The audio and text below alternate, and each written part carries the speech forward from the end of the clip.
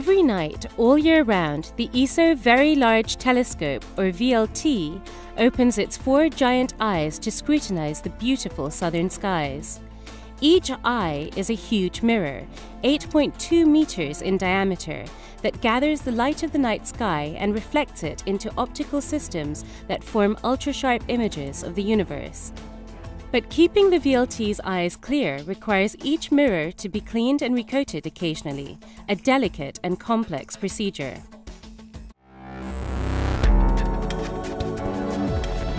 This is the ESOcast, cutting-edge science and life behind the scenes of ESO, the European Southern Observatory, exploring the ultimate frontier with our host Dr. J, aka Dr. Joe Liske.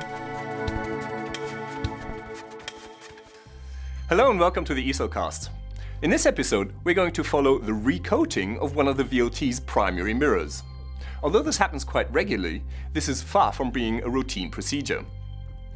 Under the open sky, dust collects on the surface of the mirror. And although this layer of dust is very thin, it nevertheless degrades the quality of the astronomical observations. And so, the mirror must be cleaned regularly. In fact, it must not only be cleaned, it must be recoated, meaning that its thin layer of reflective aluminium must be replaced. The ESO technicians and engineers must work both quickly and carefully to complete this operation on the fragile 17 centimeter thick mirror in order to limit the telescope's downtime. First, the telescope must be prepared so that the mirror and its cell can be taken out. The team is removing an instrument attached to the mirror cell. Outside, a custom-built carriage is moved into position. This carriage will support the mirror and the cell, cushioning the load during transport. A dedicated platform lifts the carriage to the mirror deck. When it reaches the deck, the carriage slides into the building on a stream of pressurized air, ending up just below the mirror and the cell. The carriage is raised to receive the cell and mirror. Once the cell is safely on the carriage, it can be disconnected from the rest of the telescope. All the bolts are released and the data and control cables are removed. Now this is always a pretty tense moment, and the team is working very carefully to make sure that they don't damage the fragile mirror. After all, there is no spare at ESO, and making a new one would take years. The surface of the mirror is extremely vulnerable. It must be covered before it is taken out of the building. The cover not only protects the mirror, but also prevents it from concentrating sunlight and burning anything in its path.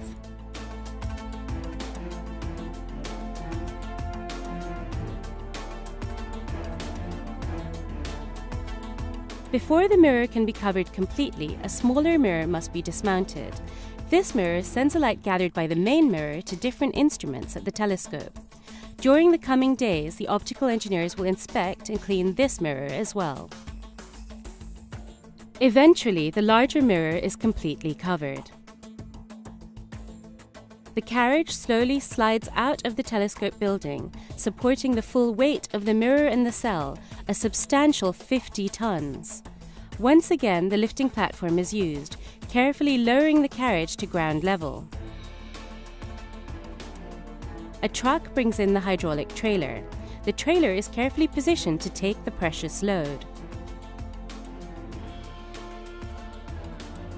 The load is secured with chains to prevent it from sliding off the trailer in case of an earthquake or a sudden stop.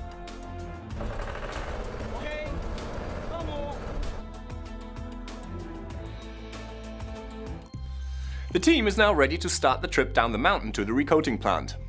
This journey is a crucial stage in the whole process. Before the mirror is brought out, the weather must be checked thoroughly. High winds must be avoided at all costs during the transit, because any flapping of the lightweight mirror cover might scratch the mirror. Furthermore, the truck driver is supposed to never apply the brakes, because an abrupt halt might be dangerous for the mirror. And so the truck moves along at a leisurely 5 kilometers an hour.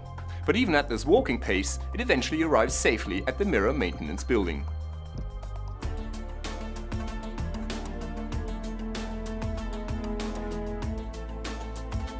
The first task at the mirror maintenance building is to remove the mirror from the carriage and its cell. The carriage is positioned under a custom-made handling tool. Brackets connect the mirror and the cell. Engineers have to release each one manually. This may sound like a routine job, but with the sensitive mirror surface only centimeters away, it requires the team's undivided attention. Forgetting to take off even one bracket could damage the mirror severely during the lifting operation. The team is only ready to lift the mirror off its cell after a triple check of every bracket. Hooks are lowered to bear against the back of the mirror, and the handling tool lifts the mirror up and off the cell. Now the cell can be removed.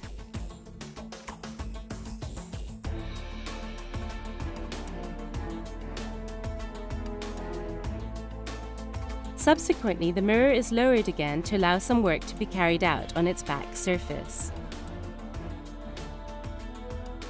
Before the optical engineers start work on recoating the optical side of the mirror, they must clean its back surface by hand. This cleaning is essential as it removes oils, particles, and other contaminants that could damage the mirror in the vacuum chamber.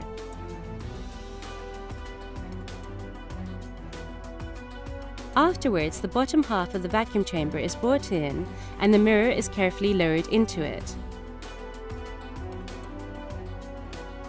The mirror is next taken into a clean room.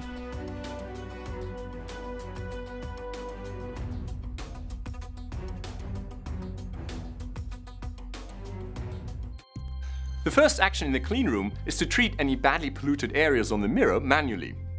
This requires a steady and skillful hand in order to avoid scratching the surface. The point of doing this is to remove any particles that might not be easily flushed away during the subsequent washing. Afterwards, the vessel holding the mirror is positioned in the washing chamber, where the old reflective coating of the mirror is washed off.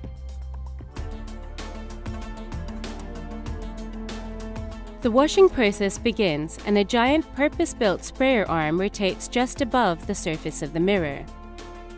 Ultra-pure water and chemicals are used. Under the critical eye of the optical engineers, the machinery does a flawless job and the operation proceeds smoothly. In the next stage, acid is used to remove the old aluminium coating. The real amber color of the dish appears. The mirror is made of special ceramics that don't deform under temperature changes. Again, the mirror is rinsed intensively to provide as clean a surface as possible. Once done, all the liquid is pumped out and the mirror is ready for the vacuum chamber. The vacuum chamber lies next to the washing unit.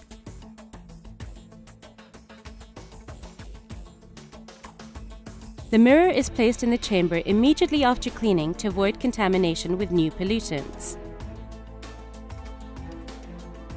The lower part of the vessel is lifted up and the chamber is closed. The air can now be pumped out to establish a nearly perfect vacuum necessary for recoating. Once the vacuum is established, the recoating can begin. The optical engineers use an electrically stimulated plasma for a molecular cleaning of the optical surface of the rotating mirror. Then, individual particles of aluminium are deposited on the mirror in a process known as sputtering deposition. This takes about half an hour.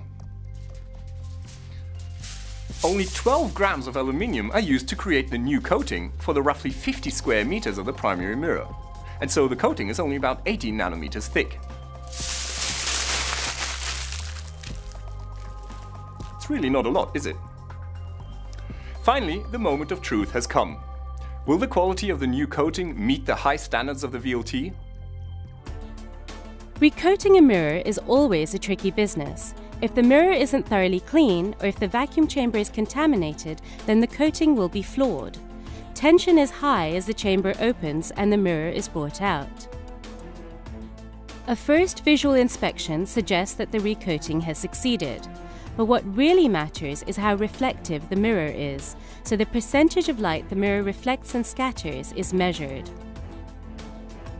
The result confirms a high reflectivity of the mirror, and the experts are fully satisfied. The recoating was successful and the mirror is all shiny and new again. Our team is now ready to take the mirror back up the mountain and reinstall it at the telescope. The VLT will be back in full operation exactly on schedule to provide astronomers with a superb view of our universe once more. This is Dr. J, signing off for the ESOcast. Join me again next time for another cosmic adventure.